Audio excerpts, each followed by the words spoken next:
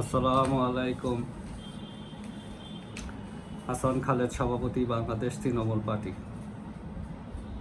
স্বাস্থ্য বিষয়ের আগের ভিডিওতে যেমনটা আপনাদেরকে বলেছিলাম যে বিষয়টা অনেক বড়, আরেকটা ভিডিও এপিসোড করার জন্য দ্বিতীয় এপিসোডে আপনাদের সাথে হাজির হয়েছি।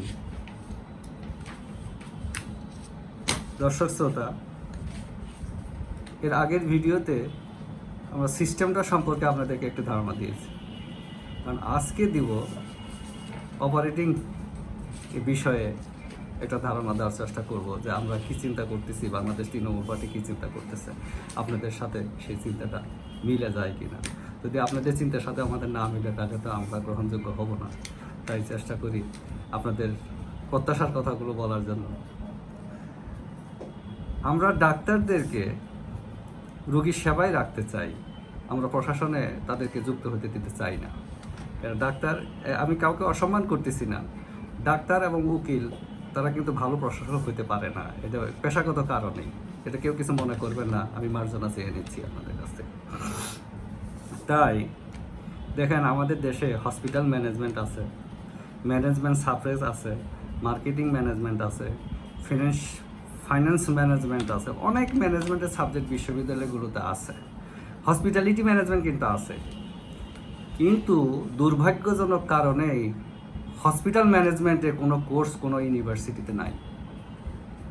বাংলাদেশ তৃণমূল পার্টি দক্ষ হসপিটাল ব্যবস্থাপক গড়ে তোলার জন্য অন্তত মেডিকেল বিশ্ববিদ্যালয় যেগুলো আছে সেগুলোতে 2 বছর মেয়াদি একটা পোস্ট গ্রাজুয়েট ডিপ্লোমা কোর্স চালু করতে চায় হসপিটাল ব্যবস্থাপনায়, এবং এটা করবে তারাই, পেশাদার হসপিটাল ম্যানেজমেন্টের সাথে তারাই যুক্ত থাকবে, এবং তারাই দেখবেন একটা হসপিটালকে কতটা উন্নতি কতটুকু নিয়ে যায়, গণবান্ধব করে ফেলে।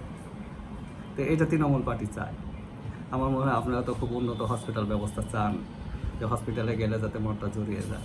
এই জন্যই তৃণমূল পার্টি এরকম চিন্তা করতেছে। আরেকটা জিনিস হলো হসপিটালের ক্রয় ব্যবস্থা, এটা হলো শুভঙ্করের ফাঁকি।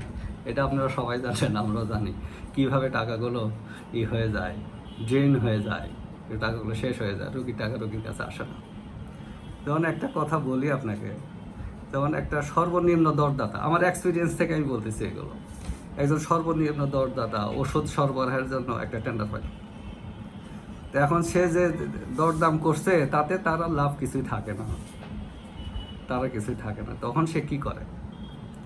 তখন সে ফুল ওষুধ দেয় না, ফুল ইনস্ট্রুমেন্ট দেয় না, ফুল গজ ব্যান্ডেজ দেয় না, না দিয়ে যোগ সাজেস্ট করে আরও কিছু টাকা পয়সা খরচা করে হাফ সব সাপ্লাই দেয়। তো এটা রোগীরা বঞ্চিত হইতেছে। তো এখন তৃণমূল পার্টির একেবারে সুচিন্তিত মতামত হইল এইভাবে হসপিটাল ভিত্তিক কোনো ক্রয় করা যাবে না। অধিদপ্তর কেন্দ্রীয়ভাবে এটা ক্রয় করবে, কয়টা কীভাবে করবে, প্রত্যেকটা হসপিটাল বছরের প্রথমে তাদের ডিমান্ডটা দিয়ে দিবে, তাদের কত ওষুধ দরকার, কত গজ ব্যান্ডেজের দরকার, কত কিছু দরকার, যে তাদের দরকার সেটা তারা দিয়ে দিবে। এই কেন্দ্রীয় পারচেস অথরিটি কি করবে, সে দেখবে ইডিসিএল একটা আছে, এসেনশিয়াল ড্রাগস কোম্পানি লিমিটেড, এটা সরকারি রাষ্ট্রীয়। ইডিসিএল যে সমস্ত ওষুধপত্র উৎপাদন করে সেগুলো বাদ রেখে অন্য যে সকল ওষুধপত্র কিনা দরকার সেগুলো করবে কি, একটা তালিকা তৈরি করে এখানে একটা কস্টিং তৈরি করবে, র মেটেরিয়ালসের দাম কত, এই কত সেই কত, এগুলো সব তৈরি করবে। এটা অধিদপ্তর করবে, ওদের বিশেষজ্ঞ আছে, ওদের ফার্মাসিস্ট আছে, বা ফার্মাসিস্ট নিয়োগ দিবে, কোনো সমস্যা নাই, কস্টিং করতে তার সমস্যা নেই। সর্বনিম্ন যেটা হবে সেই দামটা ধরে টোটাল ওষুধের তালিকাটা ওই ওষুধ কোম্পানি সমিতি আছে, এই সমিতির কাছে দিয়ে দিবে, যে তোমার সমিতির যে ওষুধ কারখানাগুলো মেম্বার আছে তাদেরকে এই ওষুধগুলোকে সমভাবে বন্টন করে দিয়ে উৎপাদন করো।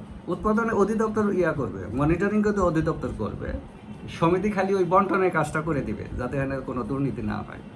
এই সেন্ট্রাল পারচেস কমিটি যাতে কোনো দুর্নীতি না করতে পারে, যমুকরে বেশি দিল তমুকরে বেশি দিল, তা না, এটা আপনার করবে করে যাতে সমানভাবে দেয়, এইভাবে নিতে পারে।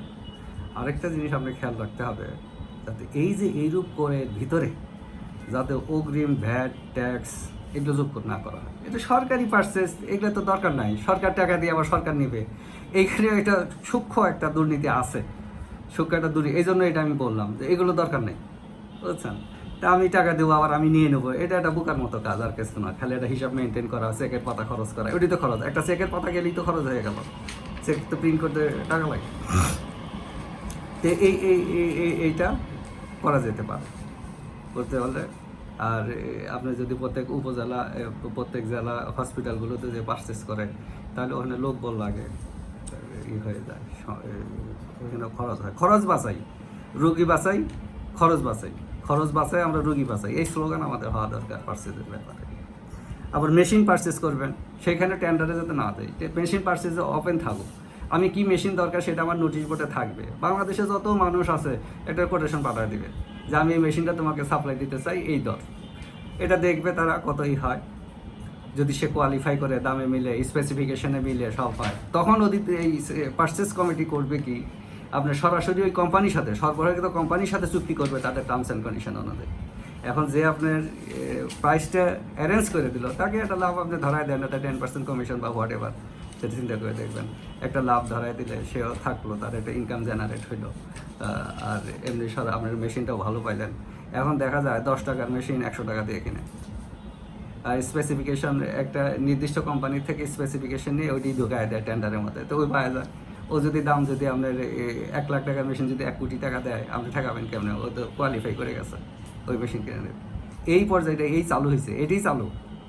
তা আমাদের রুগীদের টাকাটা কোথায় যায় চিন্তা করছেন তো? আমার মনে হয় আমার কাছ থেকে একটা আইডিয়া পেয়ে গেলেন যে আমাদের স্বাস্থ্য খাতের টাকাগুলো কীভাবে লোটপাট হয়।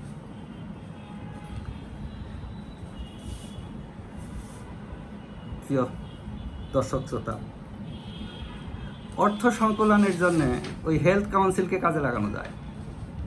হেলথ কাউন্সিল তো জেলাভিত্তিক হয়, জেলার লোকদের কাছ থেকে তারা অর্থ কিছু উত্তোলন করতে পারে। অনেক লোক তো সারা জীবন অনেক কিছু ইনকাম করে, ইনকাম করার পরে শেষ জীবনে আপনি ধরেন আল্লাহ পাক রাব্বুল আলামিনের নৈকট্য পাওয়ার জন্য দান খরচ করে যায়, চ্যারিটি করে যায়, করে যায়। এই বিখ্যাত বিখ্যাত লোকজন এটা করে। তো এই কাজগুলো করে ওদের একটা ফান্ড আপনি এফডিআর আকারে রাখতে পারে, ওইখান থেকে ইনকাম জেনারেট হলে ওই টাকা দিয়েও রোগীদের খরচ করা যায়। এটা হেলথ কাউন্সিল এই জিনিসগুলো দেখতে পারবে। সরকারের অনুদানের বাইরে, সরকারের ব্যয়ের বাইরে নিজেরা যদি অর্থ উপার্জন করতে পারে, তাহলে স্বাবলম্বী হয়, তাদের দক্ষতা বাড়ে, তাদের একটু অবস্থানটা একটু শক্তিশালী হয়, এই সমস্ত চিন্তা করে। তা আমাদের এই প্রস্তাবগুলো চিন্তা করবেন আপনারা, চিন্তা করে দেখবেন যদি জাতীয় বাংলাদেশ তৃণমূল পার্টিকে যদি সমর্থন দেওয়া যায়, তাহলে আমাদেরকে সমর্থনটা দিবেন। কেন এটাতে মানুষ উপকৃত হবে, জনগণ উপকৃত হবে। এখানে যার কাছ থেকে জনগণ উপকৃত হয় তার সাথেই তো থাকা দরকার, তাকেই তো একটু এগিয়ে দেওয়া দরকার। নিরাপদ থাকবেন, ভালো থাকবেন। বাংলাদেশ তৃণমূল পার্টির সাথেই আসুন থাকি, দেশটাকে এগিয়ে নিয়ে যাই। ধন্যবাদ সকলকে।